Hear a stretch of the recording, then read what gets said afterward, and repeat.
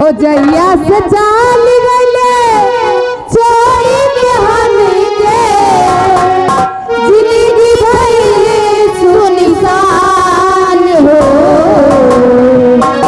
जाए चंदा लिया खबरिया जाए चंदा लिया खबरिया ऐसन बाड़ी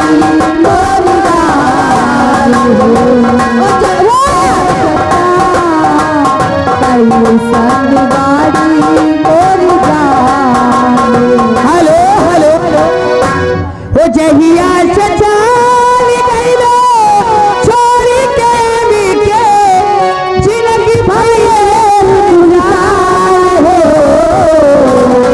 जाए चंदा ले आवा खबरिया कैसन बारी हो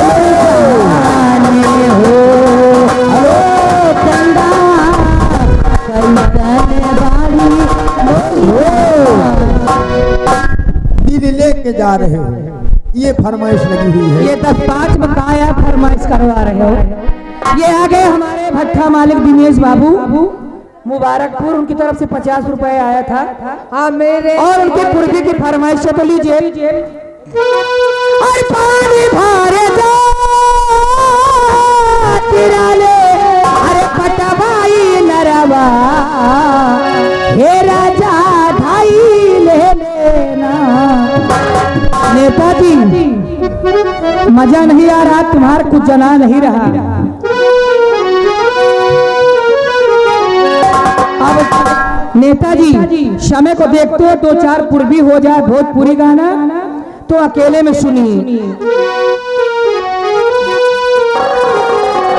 अरे पानी भरे जा तिराले अरे पटवाई नरवा हे राजा ढाई ले लेना। हे सैया